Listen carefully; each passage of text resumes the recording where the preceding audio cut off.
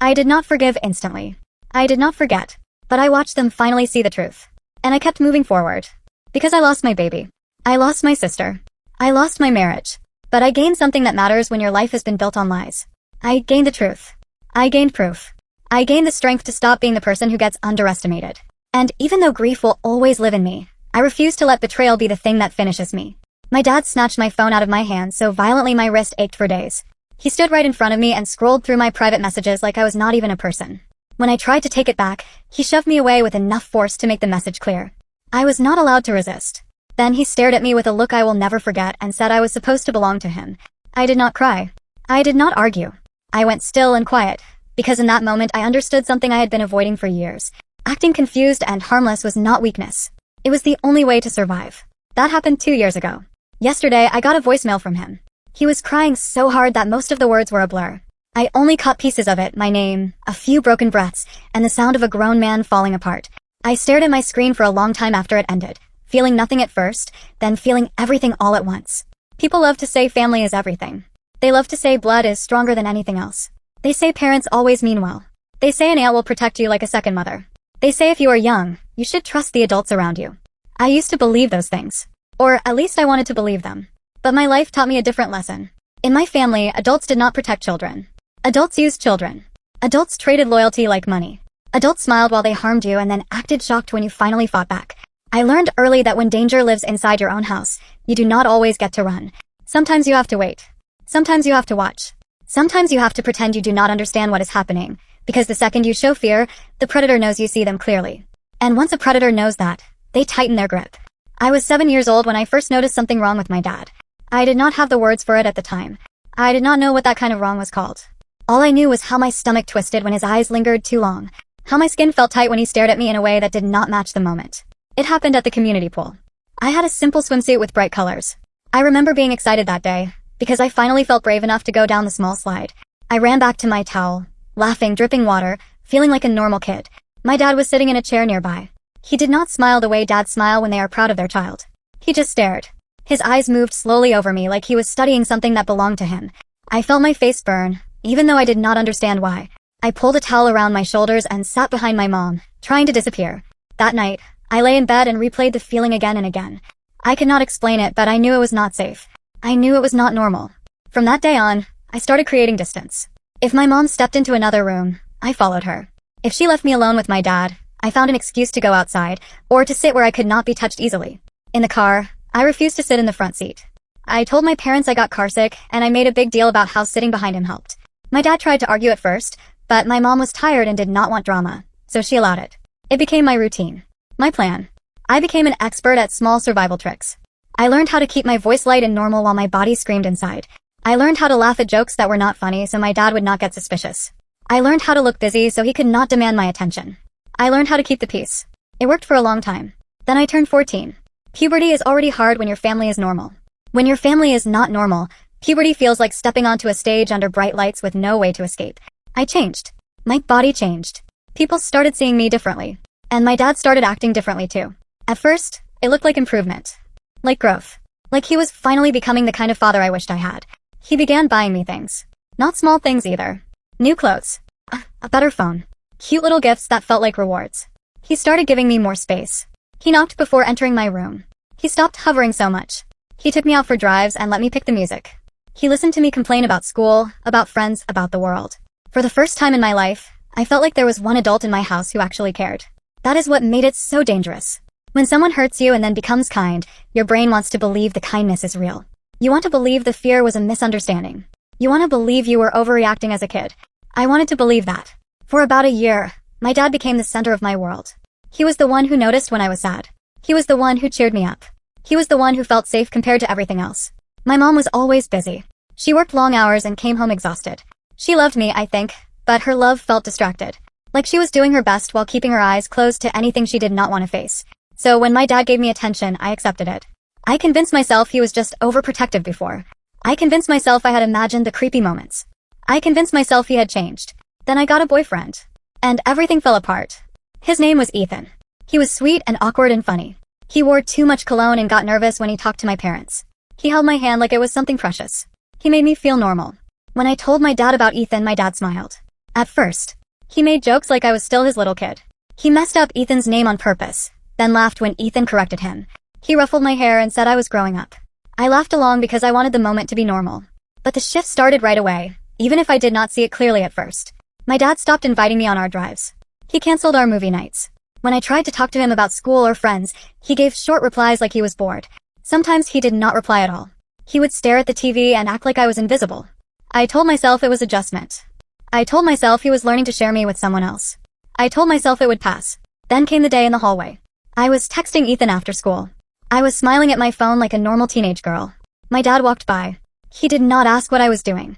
He did not tease me gently. He did not act curious.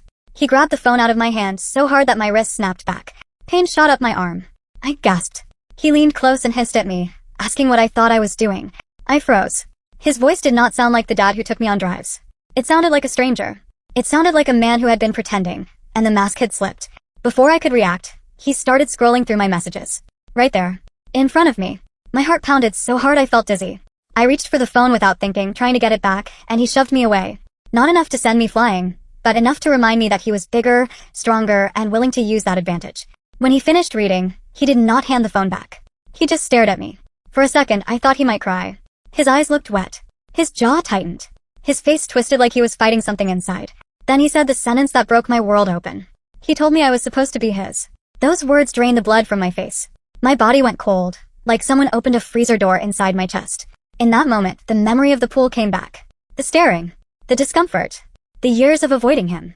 The way I had tried to protect myself without knowing why. I finally knew why. I also knew that if I confronted him openly, if I yelled or threatened or exposed him, I might not be safe anymore. Not in that house.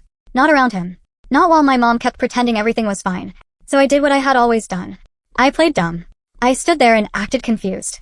I forced my face into a blank expression and asked what he meant, like I did not understand. He stared harder, almost angry that I did not react the way he wanted. Then he tossed the phone back at me like it was trash. I caught it with shaking hands, and I walked to my room slowly, like nothing happened. Inside, I locked my door and sat on the floor with my back against it. My chest hurt. My throat felt tight. I did not even cry right away. I just sat there, listening to the house, listening for his footsteps, trying to figure out what to do. I knew one thing for sure. I had to leave. But leaving is not simple when you are a kid and the adults who should help you are part of the danger. I did not trust anyone on my dad's side of the family. They were the kind of relatives who defended anything as long as it was convenient. I had heard them excuse his temper, his jealousy, his strange behavior for years. So I called the only person I thought might be safe. My aunt on my mom's side. Aunt Susan. She lived 3 hours away by bus. We were not close, but she was my mom's sister, and my mom always described her as strong, independent, and blunt. The kind of woman who could not be controlled easily. I called her with trembling fingers and asked if I could visit for a while. I kept my voice light. I said I needed a break from home. I said I wanted to focus on school and maybe get away from distractions. She paused, then said yes. That evening, I packed a bag quietly. I told my parents I had a school project and wanted to spend a few days with my aunt to concentrate. My mom barely looked up from her laptop. My dad stared at me with a strange expression, but he did not stop me. I got on the bus and watched my town shrink behind me, feeling both terrified and relieved. For 3 hours, my mind raced. I wondered if I was being dramatic. I wondered if my dad would follow me. I wondered if I was misunderstanding everything. But then I remembered his voice in the hallway and the way my skin went cold. No, I was not misunderstanding. When the bus finally arrived, I stepped off into a different neighborhood. The streetlights felt dimmer. The air felt different. My hands were sweaty around my bag strap. Aunt Susan opened the door before I even knocked fully. Her smile was huge. Too huge. Her face looked almost glowing with excitement. She pulled me into a hug and called me sweetheart. She said she was so happy I came. She said she missed me. I felt tears rise immediately, not because her hug healed me, but because I was exhausted from holding myself together. Inside her house, I broke down. I cried so hard I could not breathe. I kept trying to apologize for being dramatic, but the words tangled up in sobs. Aunt Susan stroked my hair like she was comforting a child. Then she said something that stunned me. She told me she knew about my dad. I froze. My head lifted. My eyes burned. My voice shook as I asked what she meant. She did not give me details. She did not say she had proof. She just said she had always suspected something was wrong, and she had been waiting for me to come to her. For the first time in years, I felt something close to safety. That week with Aunt Susan felt like a different life. Every night, she checked on me before bed. She gave me a dream catcher, saying it would help keep nightmares away. Every morning, she made me tea and taught me breathing exercises. She talked about meditation and calming the nervous system. She told me I was not a toy and not a prize and not something anyone had the right to own. I started believing her. I started thinking maybe this was the beginning of freedom. I was wrong. The calm was just the quiet before the storm. Near the end of that week, Aunt Susan handed me a flyer for a job at a local nursing home. She said they needed helpers and it would be good experience and good money. I told her I appreciated it, but I was busy with school. I was still a kid, and I was trying to keep my grades up. I said I would think about it later. Her face changed so fast it scared me. She went silent. Her smile faded. She walked away without another word. The next morning she was smiling again, but her eyes were different. Cold. Sharp. Like she was measuring me. She sat across from me at breakfast and talked casually, like she was discussing weather. She said my parents had been calling. She said they missed me. My mouth went dry. I asked what she told them. She tilted her head and gave me a small smile. She said she had not told them anything yet. Then she leaned forward slightly and asked me if I really wanted them to know what we talked about. My stomach dropped. She mentioned my grandparents, my cousins, my friends, the people who would gossip if the truth came out. Then she slid the job flyer back across the table. She said it would be a shame if everyone heard ugly rumors about why I came to stay with her. And it would also be a shame if my parents got angry and dragged me home before I was ready. I stared at the flyer like it was a trap, because it was. In my mind, I saw my dad's face. I heard his voice telling me I belonged to him. I imagined being forced back into that house because Aunt Susan decided to expose me. I wanted to scream. I wanted to throw the flyer at her. But I did not. Because if there is one thing my dad trained into my bones, it is this. When someone has power over you, you do not show your teeth until you know you can bite. So I plastered on a smile. I told her of course I would take the job. Her smile returned satisfied like she won. That day, I started working at the nursing home after school. I helped with meals, cleaned small messes, carried supplies, and listened to elderly residents tell the same stories again and again. The work itself was not the worst part. The worst part was what came after. Aunt Susan demanded 70% of my paycheck. She told me she was housing me, feeding me, and protecting me, so I owed her. She said it like it was normal. Like she was doing me a favor. I smiled and agreed. Then she added more demands. She ordered me to clean her house from top to bottom every weekend. Bathrooms, floors, laundry, everything. I smiled and agreed. At first, she acted kind when she gave commands, like she was teaching responsibility. Then she stopped pretending. She insulted me when I was too slow. She mocked me when I looked tired. She called me ungrateful when I asked for a break. And through it all I kept smiling. She thought I was weak. She thought I was dumb. She had no idea I was learning her habits, her routines, her weaknesses. I was playing the long game. My first step was documentation. I started a secret journal. I wrote down every demand she made, every time she took money, every insult, every threat. I recorded dates and times, because details matter when you finally tell the truth. I hid the journal inside a hollowed-out math textbook because I knew she would never touch anything that looked like homework. Aunt Susan loved to think she was smarter than everyone else. That arrogance made her careless. My parents were not better. When I called home that first weekend, my mom asked if I was being grateful. She told me Aunt Susan was doing me a huge favor. My dad got on the phone and reminded me that family helps family. He said I should stop complaining and do what I was told. They did not ask if I felt safe. They did not ask if I was okay. They just wanted Aunt Susan to stay happy so they would not have to deal with me. I listened quietly and agreed with a soft voice, like the perfect obedient daughter. Inside, something hardened. At school, I joined the computer club to stay busy, but also because I needed skills. That is where I met Jamie. Jamie was quiet and smart. The kind of kid teachers underestimated because he did not speak much. But when he did speak, it was clear he understood things most people did not. I did not dump my whole story on him. I learned quickly that sharing too much can be dangerous. But I hinted that I was living with an adult who was controlling, and I wanted proof. Jamie did not ask for drama.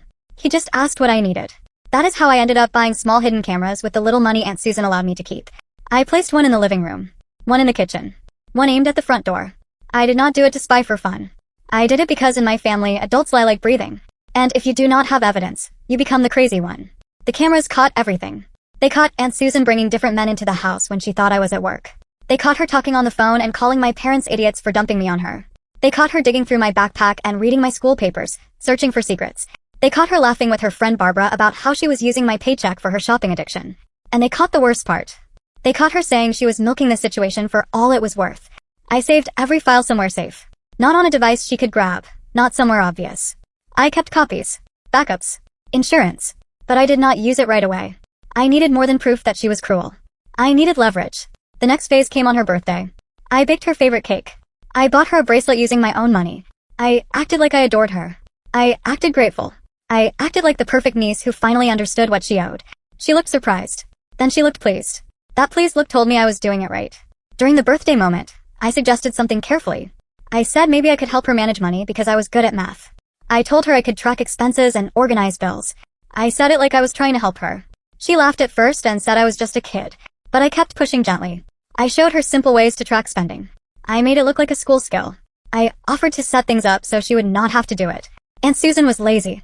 She loved being taken care of. She also loved feeling superior. So she agreed. That was when I discovered the truth. Aunt Susan was drowning in debt. Credit cards maxed out. Late car payments. A second mortgage on a house that should have been paid off long ago.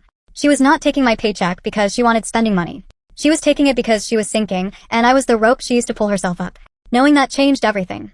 I became even more helpful. Not because I meant it, but because help gives you access. I sorted her mail. I organized bills. I listened when she complained. I learned which companies called her. I learned which payments she avoided. I learned which lies she told herself. I cleaned more. I cooked dinners. I offered to handle errands. Aunt Susan started bragging about me to people. She told them she was turning me into a responsible young adult. She said she was mentoring me. She took credit for every change, like my growth was her accomplishment. My parents called and praised me too. They said they were proud I was finally behaving. None of them understood that I was building a case. By the third month, I had enough evidence to destroy Aunt Susan completely, but I still waited. When you strike too early, you miss the best moment. The perfect moment arrived when Aunt Susan told me her boss, Mr. Michael, was coming to dinner. She was hoping for a promotion. She begged me to make everything perfect. I smiled brightly and promised I would. I cleaned the house until it looked like a showroom. I cooked a meal that smelled expensive. I set the table with her best dishes. Aunt Susan was thrilled. When Mr. Michael arrived, I acted polite and charming. I served food. I smiled. I played the role of the grateful niece. Then I excused myself and went to my room. But I was not studying. I was watching the camera feed. Aunt Susan performed like an actress. She took credit for the clean house. She praised herself for raising me. She told Mr. Michael she was a leader both at work and at home. He looked impressed. That was when I placed my trap. Earlier, I had set an envelope on the coffee table. It was labeled clearly with words that made it look important, like it held financial paperwork. I made sure it sat in a spot that Mr. Michael would notice. While Aunt Susan went to the kitchen for dessert, Mr. Michael picked up the envelope. He opened it. Inside were copies of credit card statements showing large purchases on days she claimed she was sick. There were also printouts of messages where she insulted Mr. Michael behind his back. I did not include everything. I did not ruin her entire life in one move. I only ruined her promotion. Because I wanted her to feel the frustration of losing something she thought she deserved. From my room, I watched Mr. Michael's face change as he read. When Aunt Susan returned, he made an excuse and left quickly. Aunt Susan looked confused at first. Then she saw the open envelope. Her scream shook the house. She burst into my room holding the papers, shaking with rage. She accused me of sabotaging her. I widened my eyes and acted innocent. I asked what was wrong and why she was yelling. She could not prove I did it on purpose. Because in her story, I was just a dumb kid, and I used her own story against her. The next day, she did not get the promotion. She came home furious and took it out on me. She demanded 80% of my paycheck now. She demanded I clean every day, not just weekends. I cried softly and agreed. My parents called, and when I tried to hint that things were getting worse, they told me to stop being dramatic. They told me to be grateful. That was when I knew it was time. I prepared 3 packages. One for my parents, one for Aunt Susan's workplace, and one I kept hidden as insurance. I waited until Aunt Susan was at work. Then I called my parents and told them I needed to talk seriously. They acted annoyed, like I was interrupting their day. I emailed them the first package while we were on the phone. I heard the shock in their voices as they opened videos and documents. For once, they had no quick answer. I told them there was more. I told them if they did not help me get out, Aunt Susan's boss would receive his package tomorrow. My dad started ranting about loyalty. My mom went quiet, the way she does when she cannot deny reality anymore. I gave them my terms. I wanted to come home. I wanted an apology. And I wanted them to confront Aunt Susan. They agreed, not because they suddenly cared, but because they were scared. My mom drove up the next day to get me. Aunt Susan came home early and found us packing. She screamed about ungrateful brats. She threatened to call police about the cameras. I stayed calm. I showed her my insurance package. The one with proof of the men she brought home while a minor lived there. Proof of financial fraud. Proof of workplace misconduct. I told her she could call police if she wanted, but then I would show them everything. Her face went white. For the first time, she looked at me like she actually saw me. Not as a weak kid. As a threat. My mom watched the exchange stunned. We left. As we drove away, my mom kept glancing at me in the mirror. She asked if I planned this from the beginning. I did not answer. Because the truth was, my plan did not end with leaving Aunt Susan's house. My parents thought bringing me home meant everything would go back to normal. They did not understand that their betrayal cut deeper than Aunt Susan's. Aunt Susan was cruel, yes. But my parents were supposed to protect me, and they chose convenience instead. So my next phase began. It was simple. Make them pay too. I spent the first week back home playing the fragile victim. It was not hard. I cried at random moments. I flinched when doors closed. I spoke softly. I acted like I was healing, but still broken. My parents tiptoed around me. They whispered in the kitchen at night. My mom said I needed therapy. My dad said I needed time. They were both wrong. What I needed was access. Guilt makes people careless. Guilt makes them hand you tools without realizing it. I started small. If my mom left her laptop open, I found ways to see what she did on it. If my dad left his phone out, I learned his passcode. I searched drawers and cabinets when they were distracted. I found tax documents. I found bank information. I also found secrets. My mom had an email account she hid. She wrote messages to a man from work that were too friendly to be innocent. My dad used a gambling app and lost more money than he admitted. Everyone in my family had lies. At school, I played the quiet girl who returned after a family emergency. Teachers gave me extra time on assignments. The counselor checked on me twice a week. I walked the line carefully. I needed them to think I was shaken, but not so shaken that anyone dug too deep. Meanwhile, Aunt Susan was facing legal trouble. My parents thought that was justice. They did not know I was still moving pieces. My opportunity arrived when my parents announced they had a weekend work retreat. They hesitated about leaving me alone. My mom twisted her ring nervously. My dad asked if I would be okay. I smiled softly and said I would be fine. I mentioned a sleepover with a friend from school. There was no sleepover. The moment their car disappeared down the street, my real work began. I caused small disruptions, the kind that looked like bad luck at first. Messages were sent from my mom's work email that raised concerns about her professionalism. Nothing obvious, nothing that screamed sabotage, just enough to make people uncomfortable. Texts went out from my dad's phone canceling meetings with important clients, using excuses that made him look unstable. Money movements were scheduled in their accounts that would trigger alerts later and cause chaos when questions came. Small cracks.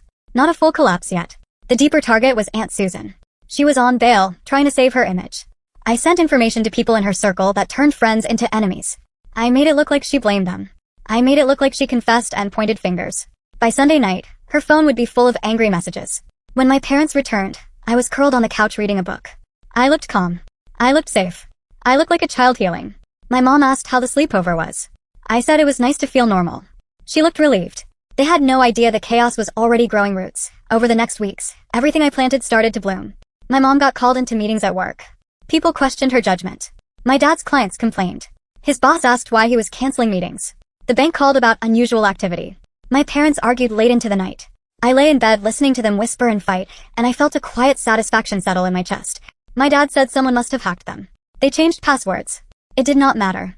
They did not understand how close the danger already was, inside their own house, because they underestimated me the same way everyone always did. Then came Aunt Susan's hearing. My parents asked if I wanted to attend. I said yes. They thought I wanted closure.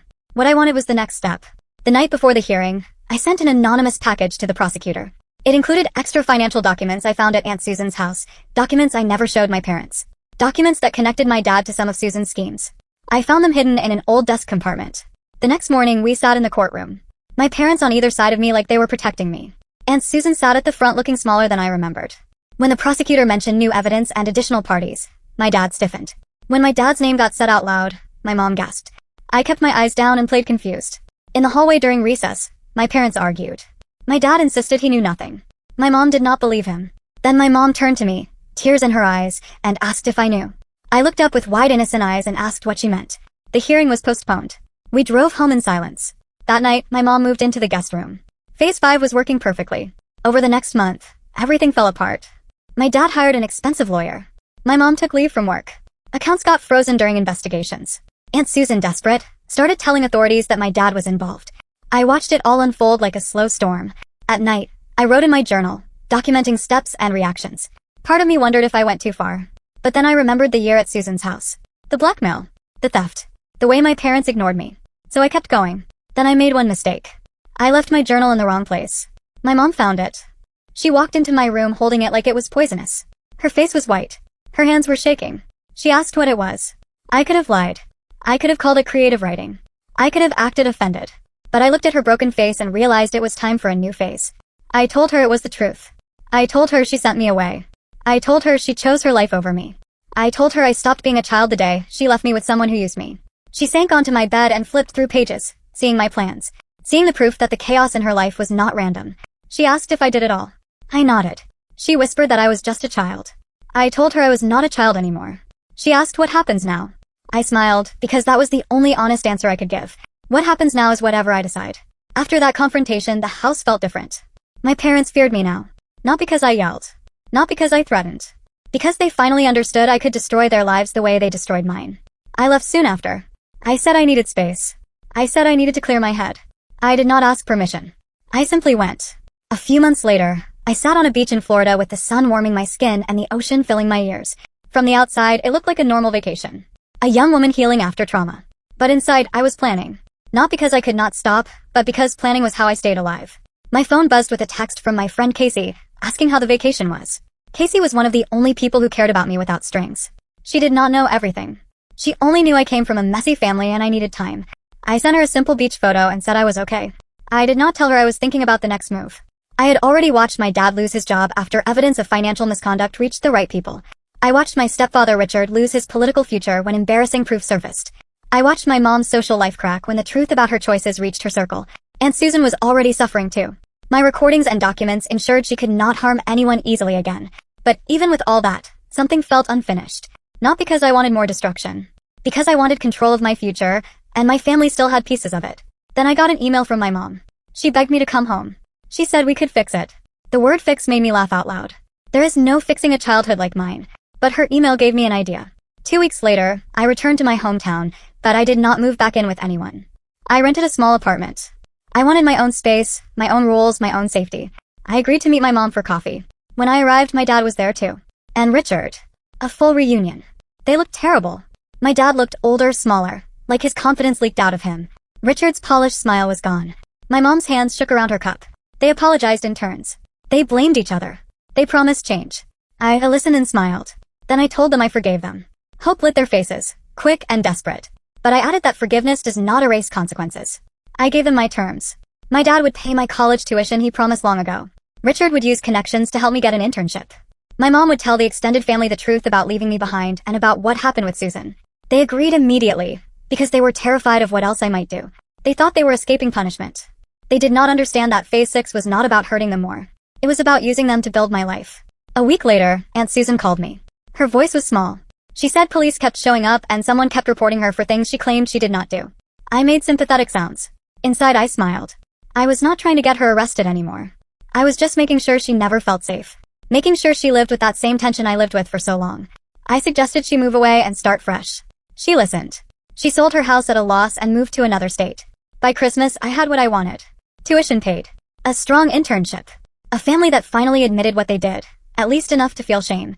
At a holiday dinner at my grandparents' house, I watched my mom explain to relatives why she left me behind.